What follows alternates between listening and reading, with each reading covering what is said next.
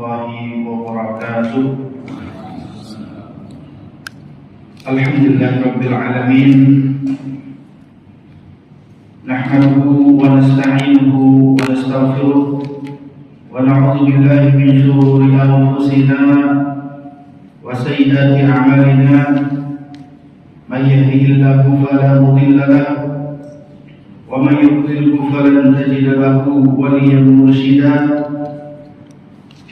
أشهد أن لا إله إلا الله وحده لا شريك له وأشهد أن محمدا عبده ورسوله لا نبي بعده. اللهم صل وسلم وبارك على سيدنا محمد بن عبد الله وعلى آله وصحبه ومن والاه وبعد. قال الله سبحانه وتعالى: أعوذ بالله من الشيطان الرجيم واضرب لهم مثلا رجلين جعلنا لأحدهما جنتين من أعناب وخففناهما بنخل وجعلنا بينهما زرعا إلى آخر الآية إلى آخر السورة. صدق الله العظيم وصدق رسوله الكريم ونحن على ذلك من الشاهدين والشاكرين. وبعد. Hadirin hadirat kaum muslimin jamaah salat subuh yang dirahmati Allah Subhanahu wa taala. Mari kita bersyukur dengan cara al-i'tirafu bin nafsi. Kata para ulama, syukur yang pertama itu kita meyakini dalam hati bahwa nikmat yang kita rasakan ini betul-betul karunia dari Allah Subhanahu wa taala. Yang kedua, al-thana'u bil lisan. Tidak cukup dengan hati, kita ucapkan dengan lisan. Al-thana'u bil lisan dengan mengucapkan alhamdulillah. Banyak-banyak mengucapkan alhamdulillah. Yang ketiga, wal 'amalu bi ta'atillah. Melaksanakan perintah Allah Subhanahu wa taala. Ayat yang kita baca adalah lanjutan surah Al-Kahfi ayat 32. Di mana dalam ayat ini merupakan kisah tersendiri, yang mana di dalam surah ini ada 4 kisah. Ada kisah Ashabul Kahfi, namanya pemuda Ashabul Kahfi. Kenapa dikatakan pemuda? Padahal tidak semuanya muda. Ini kata para ulama disebut dengan al-fityah fata. Fata itu mudanya itu dilihat dari semangat, dilihat dari kinerja. Walaupun casingnya tidak muda, tetapi semangatnya muda, itu disebut dengan al-fata. Sama seperti Ashabul Kahfi ini, mereka yang sudah tidak muda lagi secara usia, tetapi semangat mereka masih semangat muda, mempertahankan keimanan. Kemudian ketika itu Nabi Muhammad SAW diuji ditanya tentang Ashabul Kahfi, dan yang kedua adalah kisah Dzulqarnain, dan yang ketiga adalah kisah Musa dan Khidir. Dua kisah pertama itu Ashabul Kahfi dan Dzulqarnain itu ujian kepada Nabi, maksudnya diuji. Ini betul nggak? Karena kalau ditanya tentang Ashabul Kahfi dan tentang Dzulqarnain, kalau beliau bisa langsung jawab, berarti ini bohong, bukan Nabi dan Rasul. Kalau beliau tidak tahu, itu juga bukan Nabi dan Rasul. Tetapi kalau beliau mengatakan saya tidak tahu dan saya akan mencari tahu dengan turunnya wahyu, dan wahyu itu berkata benar, maka itu betul Nabi dan Rasul. Ketika ditanyakan, pas yang ketiga, beliau tidak langsung menjawab. Beliau juga tidak mengatakan saya tidak tahu persis, tapi beliau mengatakan hari ini saya belum tahu dan saya akan beritahu, insya Allah beritahu besok. Itu belum ada insya Allah, sehingga besok tidak ada turun, membuktikan bahwa betul-betul ini Jibril yang datang. Kalau bertanya kepada tetangga sebelah kan langsung dijawab, atau bertanya kepada guru besar saat itu langsung tahu. Ini betul-betul datang dari Allah Subhanahu wa taala. Begitu 1 minggu, 2 minggu, barulah Jibril turun dengan wahyunya. Lalu yang menguji tadi mengatakan itu betul Nabi dan Rasul. Lalu ketika itu Nabi Muhammad SAW balik menguji mereka. Kira-kira jumlah mereka berapa? Saya quluna thalathatu rabi'uhum kalbuhum. Ada mereka berpendapat 3 orang. Yang keempat adalah anjing mereka. Wa yaquluna khamsatun sadisuhum kalbuhum. Rajaman bil ghaib. Ada juga yang mengatakan 5, yang keenam anjing. Wa yaquluna sab'atu wa thaminuhum kalbuhum. Dan mereka ada yang mengatakan 7, yang ke-8 anjing mereka. Qur rabbi a'lamu bi'iddatihim ma la ya'lamuhum illa qalil. Katakan,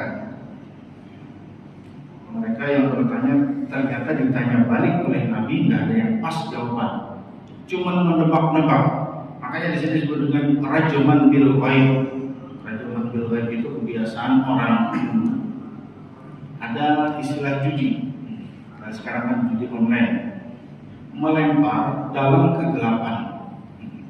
Yang menentukan kena dan tidaknya itu siapa kira-kira? Ini ada orang 10 orang. Yang pertama melempar, kena dapat hadiah 10 juta. Yang lain tertarik. Saya daftar, lempar sekali nggak kena, lempar 2 kali nggak kena, lempar 10 kali, orang kedua, ketiga, keempat, sampai kira-kira balik uangnya 20 juta, baru dia kenakan lagi 1 orang. Itu namanya rajaman bil ghaib. Yang melempar tidak tahu, wasitnya pun tidak tahu itu kena atau tidak. Nabi Muhammad bertanya, memang Nabi Muhammad tahu tidak tahu juga, kecuali diberitahu oleh Allah Subhanahu wa Ta'ala. Jadi judi zaman dulu kan begitu. Maka ditiru sekarang. Kita main judi, dikasih pancing, menang sekali, kalahnya ratusan kali. Ada 1 orang menang, itu namanya rajaman bil ghaib. Menangnya itu ditentukan, itu terserah. Dulu orang judi kan pakai lempar. Lalu pada kisah berikutnya adalah kisah 2 orang laki-laki. Kalau kisah pertama itu orang udah banyak tahu, kisah kedua banyak tahu, kisah ketiga banyak tahu. Ini kisah yang keempat dalam ayat ini, atau kisah yang susunannya kisah yang ketiga. Itu tidak ada yang tahu. Sampai-sampai mereka mengatakan ini Al-Quran ceritanya cuman untuk hiburan saja. Fiksi itu kan nggak ada tokohnya.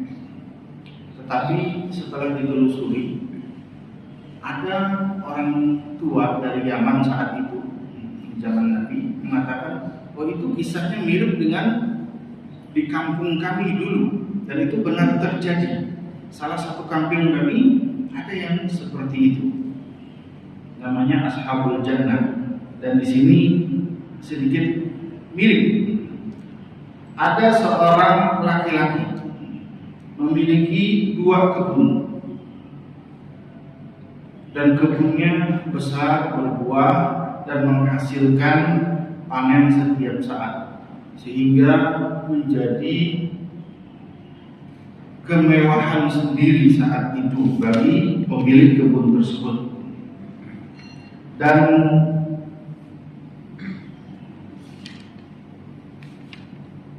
ada 2 kebun dari anggur dan dari kurma. Jadi buah anggur dan kurma itu dari zaman ribuan tahun yang lalu, secara turun-temurun sampai sekarang ada.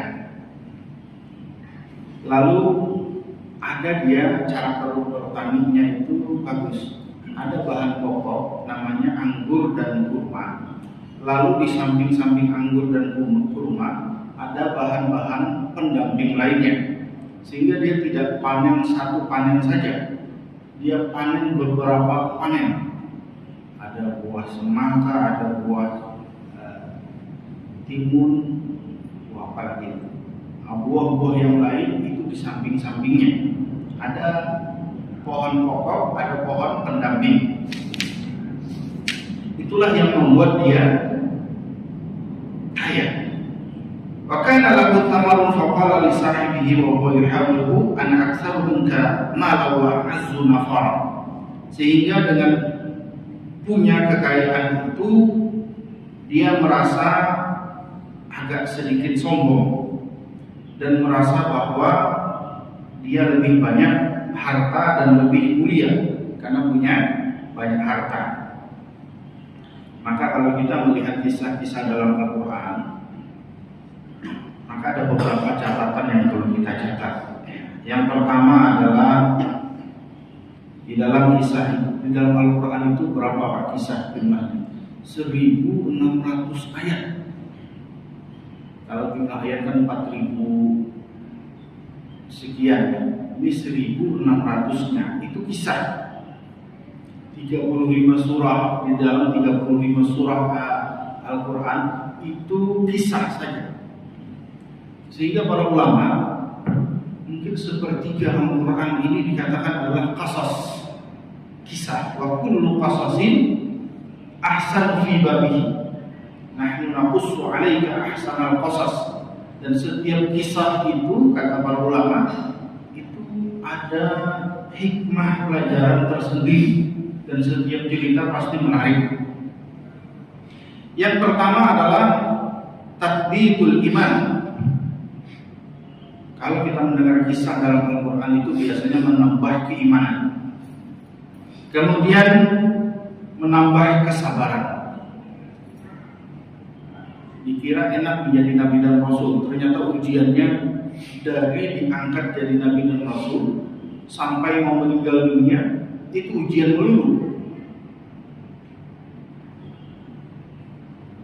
Nabi siapa yang tidak ada ujian?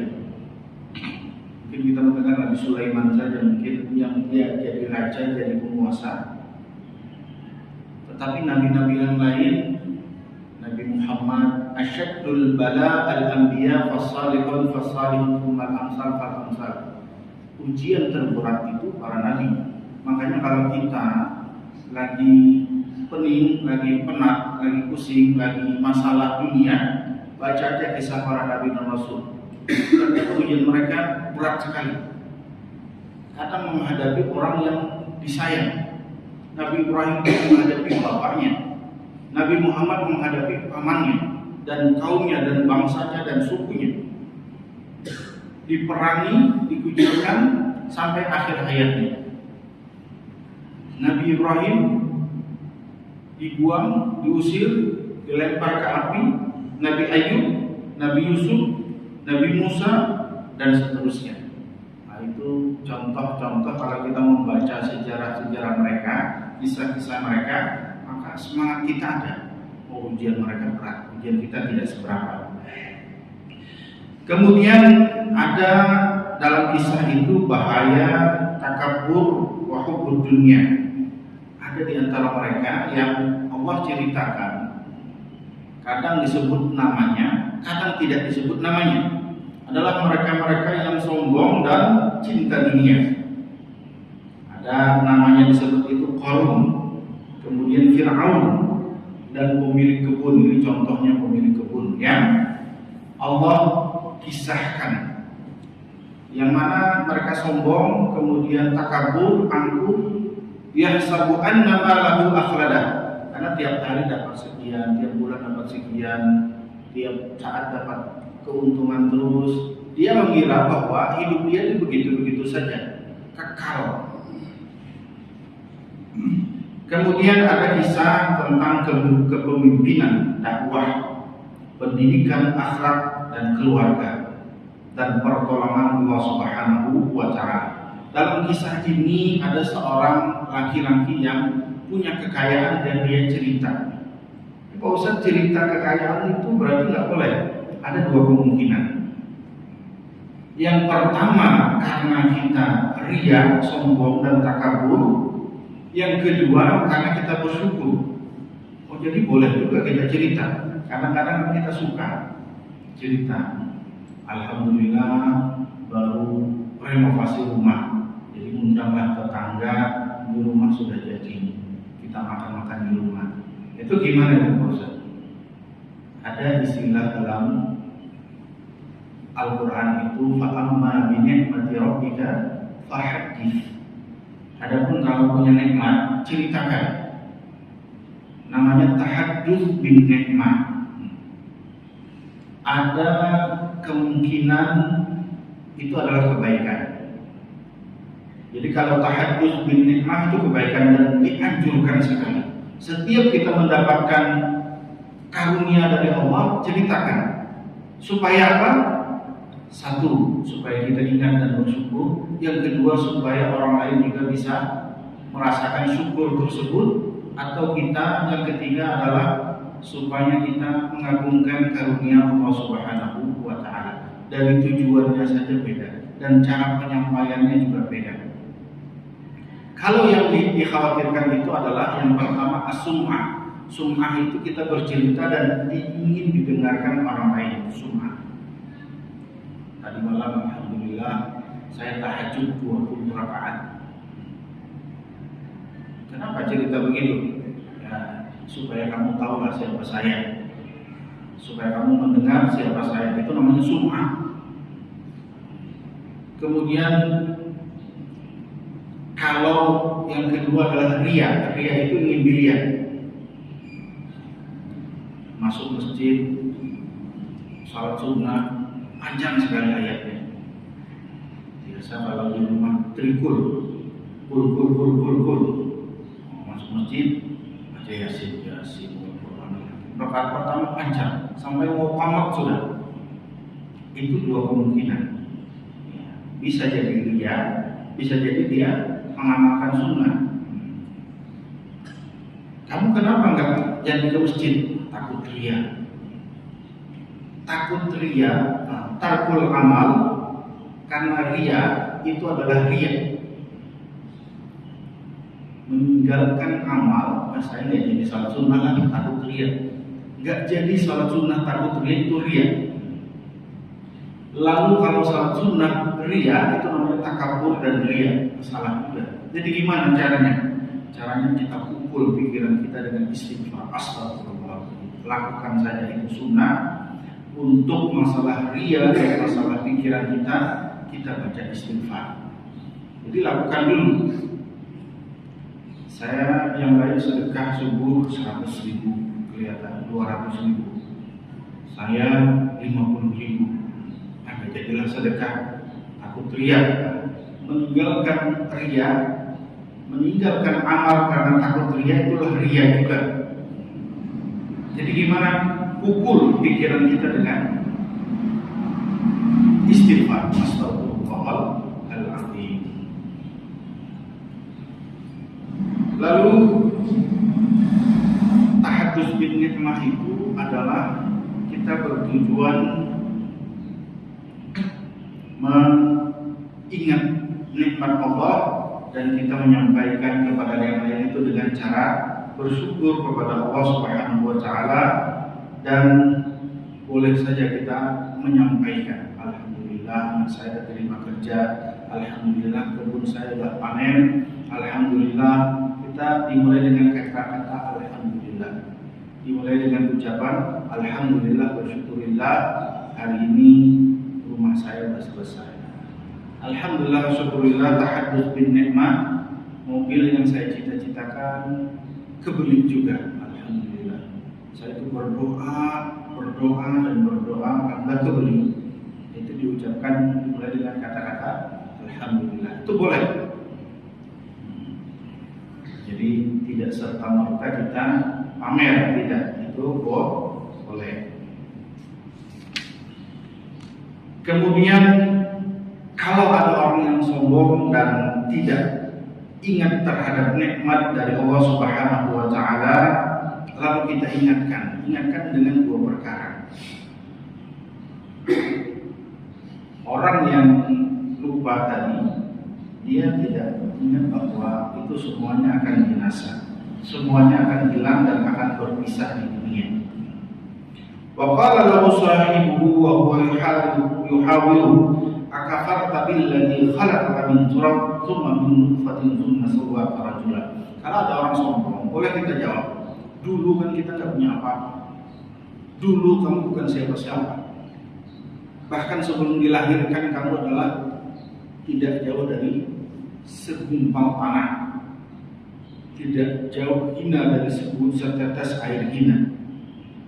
Jadi kita tidak perlu sombong. Ini karena yang menasihati ini adalah teman baiknya. Jadi kami jangan sombong. Kita dulu kan tidak punya apa-apa. Kita dulu di sini sama-sama berjuang tidak punya apa-apa. Ingat masa itu, jangan terlalu sombong. Itu kalau sesama sahabat. Kemudian yang kedua, kita nasihati dengan masa depan. Kalau tadi kan masa lalu. Kalau tadi masa depannya as-sa'ah, dengan hari kiamat. Kita akan berpisah. Harta tidak dihormati, kata orang tua kan, harta tidak dihormati. Ma'akal ta'fa'afnaita wa ma'labista, apa yang kamu pakai, apa yang kamu makan itu habis jadi sampah. Apa yang kamu pakai, pakaian itu akan laku, dan yang jadi kekal abadi adalah wa ma tasaddaqta, dan apa yang kamu sedekahkan. Jadi boleh kita menasehati dengan dua nasihat yang paling jitu. Nasihat masa lalu kita tidak punya apa-apa, nasihat akan datang pasti kita juga tidak punya apa-apa. Dan kalau sudah kita nasihati, apa selanjutnya yang terjadi? Biasanya yang terjadi itu adalah ada nasihat yang ketiga. Fa'asa rabbi ayyubtiyani khairan min jannatika wa yursil 'alaiha husbanan minas sama' wa tusbiha sa'idan salafa. Aku tidak punya kekayaan sepertimu, tetapi aku diberikan dalam nikmat yang lain. Malam bisa tidur nyenyak dengan keluarga, pagi-pagi bisa salat subuh ke pengajian. Kemudian saya juga walaupun sedikit bisa berbagi, itu adalah ketenangan. Nah, nanti kalau harta yang kamu sayangi, harta yang sangat kamu cintai itu tiba-tiba diguyur hujan langsung bersih, bagaimana kira-kira? Dan seterusnya.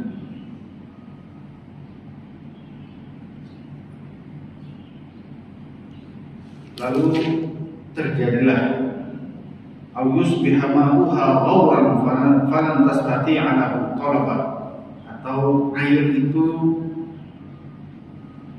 hilang, lenyap, tidak jadi penyubur tanamanmu, maka kamu tidak punya apa-apa lagi.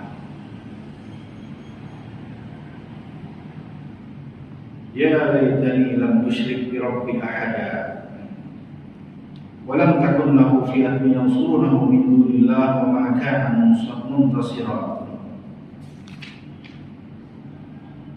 Itulah yang terjadi ketika kesombongan, maka Allah Subhanahu wa taala, Allah itu tidak suka dengan orang-orang yang sombong. Maka salah satu sifat dari sifat Allah adalah al-mutakabbir. Mutakabbir itu sifat perkasa hanya milik Allah, sifat sifat angkuh itu hanya milik Allah. Allah tidak suka dengan orang sombong, dan orang sombong pasti akan hancur. Siapapun, sudah banyak contohnya. Sepintar Qarun, sekuat Fir'aun, maka akan hancur. Tidak ada orang sombong yang tetap kekal. Tiba-tiba kebunnya hancur, satu malam diguyur hujan misalnya, atau satu malam jadi hangus terbakar. Itu terjadi pada kisah pemilik kebun dalam kisah surah Nun, wal qalaq wa ma yasturun alla yadkhulanna 'alaikum miskin. Dulu seorang ayah berkebun dan dia niatkan kebunnya itu dibagi. Jadi kalau berbisnis dengan Allah itu gitu caranya. Dalam kisah itu dikatakan seorang ayah ini kan kuat berbagi. sepertiga dibagi untuk fakir miskin, sepertiga dibagikan untuk tetangga dan orang-orang terdekat, dan sepertiganya dinikmati. Itu sepertiga hasil panen itu masih baik, masih banyak. Ada ustaz mengamalkan itu, ustaz dan ustazah nanam pohon mangga, dan pohon mangganya yang mahal. Ini terjadi. Dia niatkan kalau berbuah kita bagi, satu untuk jalan Allah, satu untuk tetangga, karib kerabat dan orang-orang yang kita kenal, dan satu kita jual.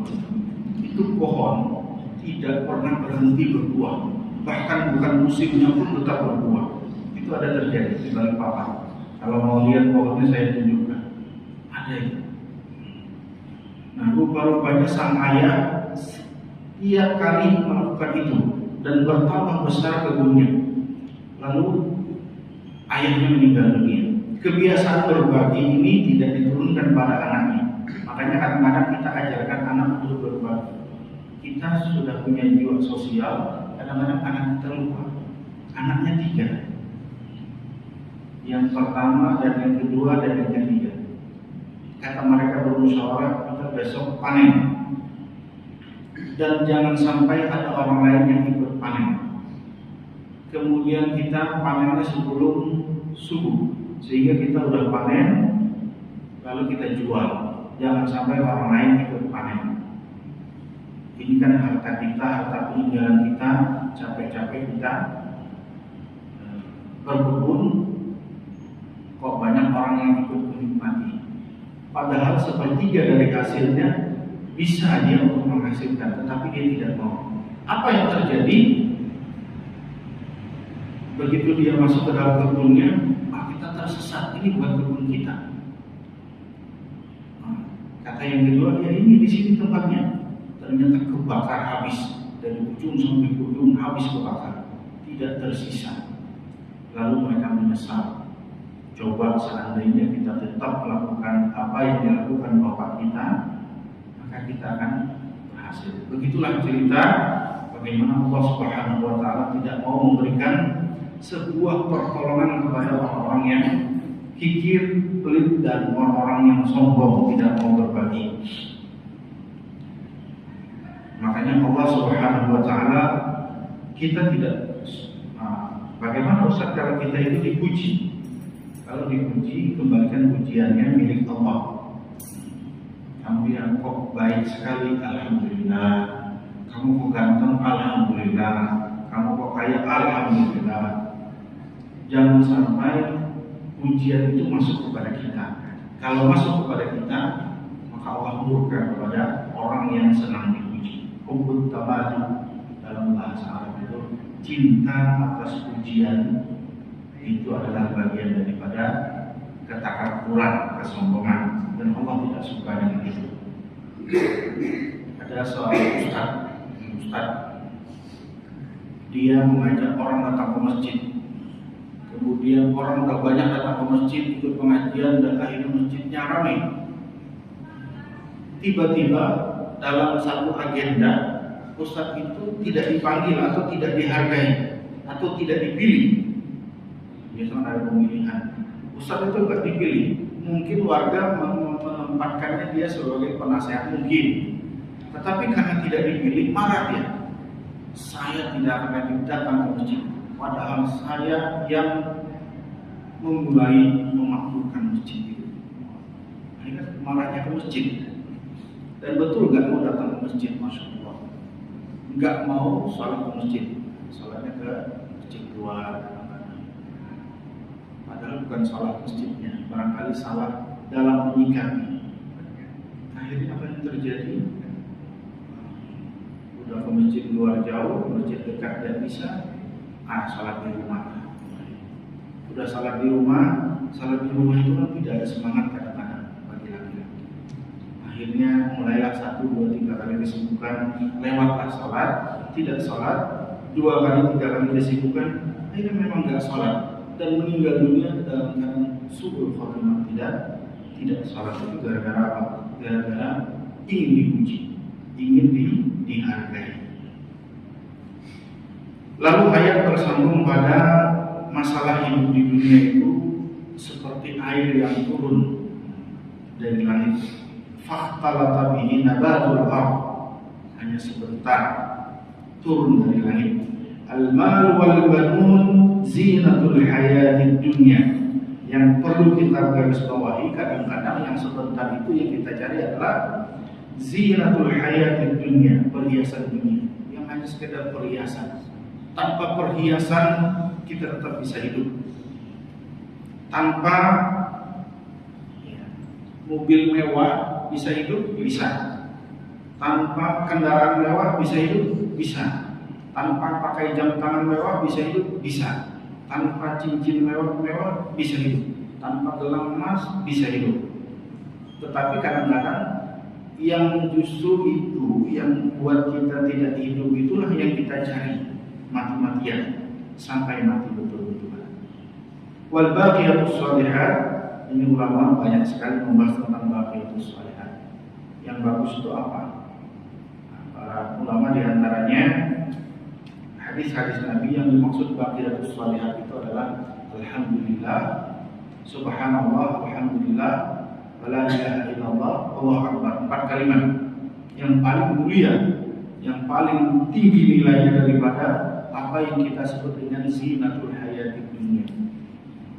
Jadi supaya lebih berharga dalam hidup kita adalah mending kita baca 4 kalimat ini. Subhanallah, alhamdulillah, wala ilaha illallah, wallahu akbar. Ada lagi hadis mengatakan subhanallah itu setara dengan 20 kebaikan. Allahu akbar itu setara dengan 20 kebaikan. Alhamdulillah setara dengan 30 kebaikan. Kok beda? Padahal kan tasbih sama-sama subhanallah walhamdulillah, Allahu akbar. Alhamdulillah ini lebih tinggi. Dan la ilaha illallah juga 30 kebaikan. Jadi kalau kita membaca subhanallah walhamdulillah wa la ilaha illallah wallahu akbar 100 kebaikan. Satu kali membaca. Maka ayat ini menganjurkan lebih baik kita memperkaya diri di akhirat. Artinya apa?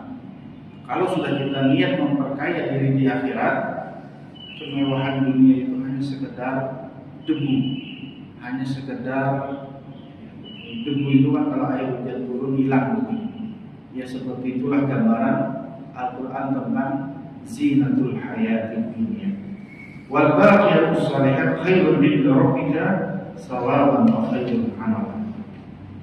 Baik, sebelum kita tutup, barangkali ada yang mau bertanya. Ustaz, misalnya ya silakan. Pakai mic atau gimana? Ya. Waalaikumsalam. Waalaikumsalam.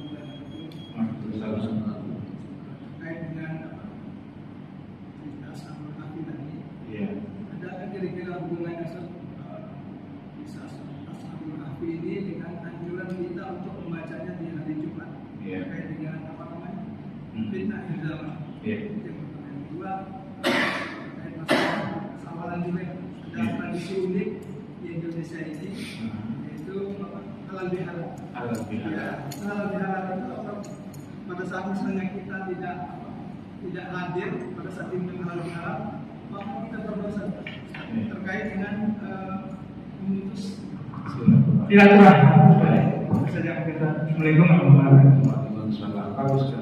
Setiap pertanyaan itu pintu ilmu. Yang bertanyalah yang memberi ilmu, kata para ulama. Bagaimana dengan hukum membaca surat Al-Kahfi itu sangat dianjurkan. Allahu baina al-jum'atain. Maka kalau kita membaca hari ini Jumat ini, maka akan menyinari, memberikan sinar, memberikan cahaya sampai Jumat berikutnya. Jumat berikutnya baca lagi. Itu hadisnya sahih. Ya, jadi memang dianjurkan baca surat Al-Kahfi di hari Jumat atau di malam Jumat. Waktunya kapan? Dari habis maghrib malam Kamis sampai menjelang maghrib di Jumat. Itu disunnahkan.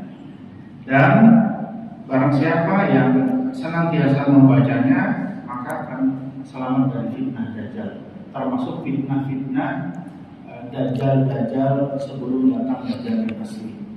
Dan sebelum datang Dajjal asli kan banyak fitnah. Ada orang kecanduan handphone, ada orang kecanduan apalah yang difitnahkan oleh Dajjal sebelum Dajjal yang asli. Kalau kita orang beriman tidak peduli. Mau minyak naik, ya naik saja nggak apa-apa. Kita beli gitu kan. Yang kedua tentang halal bihalal ya sangat dianjurkan. Kalau kita tidak datang, tidak apa-apa. Itu hukumnya tidak wajib. Apakah gara-gara tidak datang memutus silaturahim? Tidak juga. Artinya halal bihalal boleh diacarakan secara berjamaah, boleh juga kita secara pribadi. Setiap salat 5 waktu itu kan termasuk halal bihalal. Itu bahasa kita, halal bihalal, saling menghalalkan dan saling meridhoi. Makanya kadang-kadang kita bersalaman kalau di Jordan itu atau di Mesir bagian kampungnya itu bersalaman itu peluk kiri peluk kanan setiap sholat, bertanya kabar gimana kabar anak-anak, sehat semua. Jadi kamu keliling itu lebih lama daripada zikirnya. Kalau zikirnya kan paling 10 menit, salaman kelilingnya itu kadang-kadang sampai 20 menit. Dan itu kadang-kadang di sini tersentuh stop. Kenapa? Karena saling bertanya dulu. Atau anakku gimana sekolahnya, gimana. Itu setiap 5 waktu. Itu halal bihalal. Boleh. Jadi tidak hadir tidak apa-apa. Kita pulang duluan. Itu sunnah. Baik, yang lain ada? Silakan.